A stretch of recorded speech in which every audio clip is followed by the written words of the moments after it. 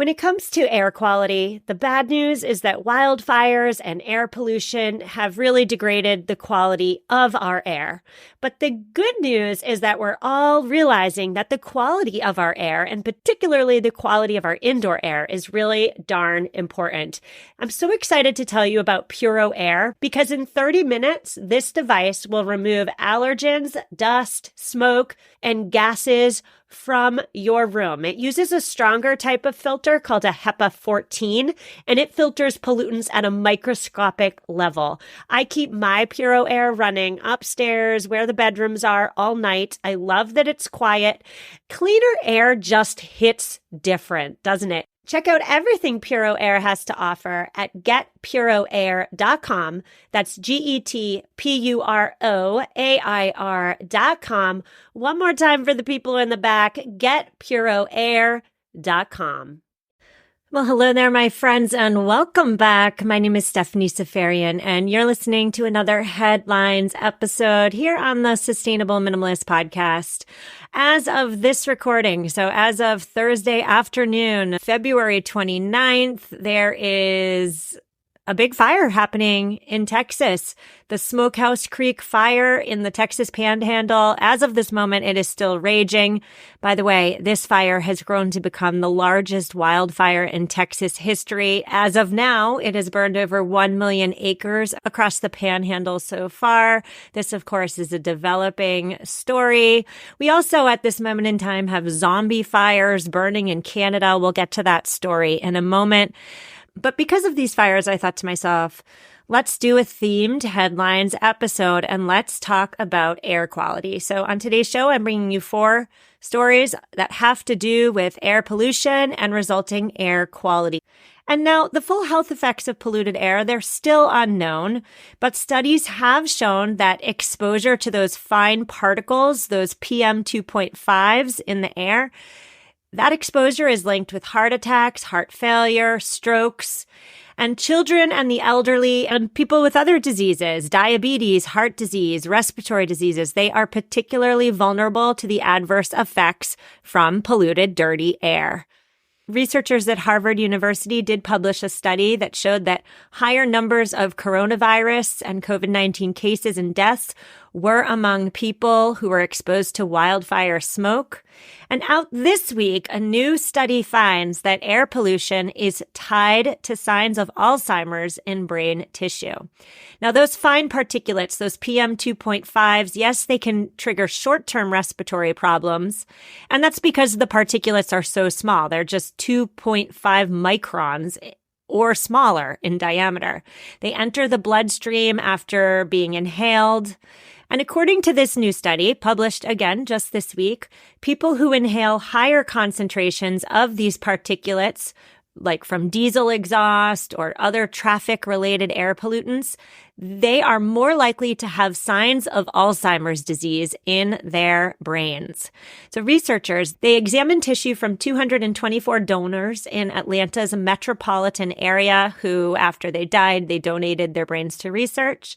And researchers found that people who were exposed to higher concentrations of these PM 2.5s at least 1 year before their death were more likely to have higher levels of plaques, which are those abnormal clusters of protein fragments that build up between nerve cells. So they have higher levels of all of that, and that is a sign of Alzheimer's in brain tissue.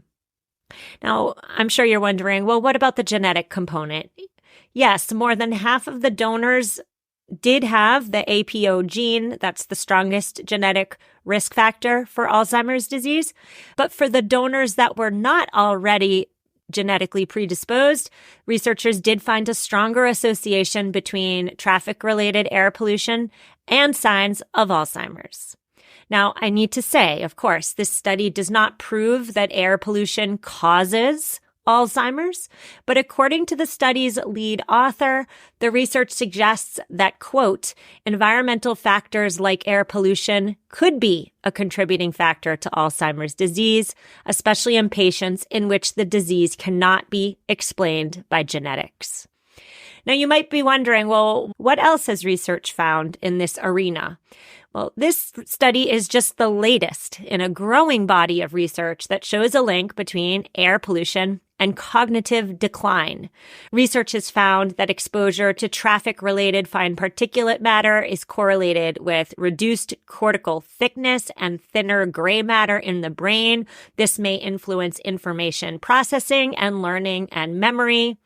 There's also mounting evidence that links exposure to air pollution with cognitive decline, yes, but also mood disorders and, again, Alzheimer's disease. And so I wanted to cover this story first and foremost today because we often tend to think about air pollution in terms of what it's doing to our lungs, right? But this study, this brand new study, highlights the need to think about what air pollution is doing to other parts of our bodies. In this case, our brains. We're moving on to the Supreme Court. Before we talk about the United States Supreme Court, let's talk about the Good Neighbor Rule first. Last March 2023, the Biden administration announced tougher limits on smog-forming pollutants from power plants and other industrial facilities. These tougher limits reduced air pollution in downwind communities, and specifically, the rule placed tighter restraints on air pollution from 23 states that benefit economically from coal and natural gas power plants. And so then these power plants are releasing pollution that drifts across state lines where it's affecting millions of people and they can't control it. Enter the Good Neighbor Rule. It is an interstate air pollution regulation that kind of sort of pits Rust Belt and Appalachian states against East Coast states, because the East Coast states are especially vulnerable to pollution that's blown in by our nation's west to east winds, right? The Good Neighbor Rule specifically targeted nitrogen oxide pollution, which of course is that major component of ground level ozone, aka smog, and it has been found to worsen asthma, chronic bronchitis. At the announcement of these tougher standards last year, it was estimated by the EPA that the Good Neighbor Rule could prevent as many as 1,300 premature deaths. Well, now let's talk about that Supreme Court. As of last week, it seemed as though the United States Supreme Court is poised to halt the EPA's Good Neighbor Rule. This is not official yet, but if the Supreme Court does step in and halt the rule, it will of course be a big blow to environmentalists who are arguing that the Good Neighbor Rule is necessary to protect people, especially children and the elderly, from smog that damages lungs. Now, 3 states, Ohio, Indiana, and West Virginia, as well as various industry groups, asked the Supreme Court to put the EPA plans on hold while they're working to defeat these rules in lower courts. This is, of course, a very unusual move to take on this case, and the justices went even further than that. They agreed not only to decide whether to suspend the EPA regulation, but also to consider whether it's reasonable before a lower court has ruled on that question. Interesting. The conservative justices seem to be suggesting that the EPA didn't give industries and polluting states an explanation of how the pollution reduction requirements would work if not all the covered states had to comply. And they seem to be taking issue with the reasonableness of the EPA's technical, scientific, and economic judgments. Now, of course, supporters of the Good Neighbor Rule say there would be real health consequences from even a temporary halt in this regulation. So the case, by the way, it is Ohio versus EPA. Keep your ear out for more information on that. We're going to take our sponsor break, and when we come back, we're going to discuss those zombie fires that are burning in Canada, and we're also going to talk about the best air quality apps that you need right now. I'll see you in a minute. You trust your water filter pitcher to make your tap water safe to drink, but is it really doing anything? Most filters just can't remove gross contaminants like bacteria and parasites and PFAS and microplastics. I could go on and on. I trust my water filter pitcher for water that's safe for my family to drink. And if the brand I bought isn't doing what it advertised to do, that makes me feel so frustrated. Enter LifeStraw Home. LifeStraw Home is the kitchen upgrade you will wish you made years ago. It's the only water pitcher that filters out over 30 contaminants. Most importantly, LifeStraw fights for the planet and gives back. It's a glass pitcher, and for every one sold, a child in need receives a year of safe water. Better filtration, better taste, better design. LifeStraw Home products can be found at lifestraw.com or Amazon. Are you looking for that perfect gift for someone special this Valentine's Day? Are you perhaps going out on a big Valentine's date and you're looking for that outfit? Whatever you're doing this Valentine's Day, Quince has you covered with luxury essentials at affordable prices. Quince offers a range of high-quality items. The prices are within reach, like 100% Mongolian cashmere sweaters from $50. Yes, I have one. It is my favorite sweater in my closet. And yes, Quince partners directly with top factories, and so they're cutting out the cost of the middlemen. And even better, Quince only works with factories that use safe and ethical and responsible manufacturing practices. Give yourself or others the gift of luxury this Valentine's Day with Quince. Go to quince.com/sustainablepodcast for free shipping on your order and 365-day returns. Quince.com/sustainablepodcast. Listeners, if you're like me, you are committed to living a greener and simpler life. If that sounds like you, I would love to introduce you to Home Threads. Home Threads is your ally because it is a total destination for decor and furniture. HomeThreads.com helps you discover furniture that not only complements your minimalist lifestyle, but also respects the planet. You can find thoughtfully crafted pieces that use sustainable materials without compromising on style.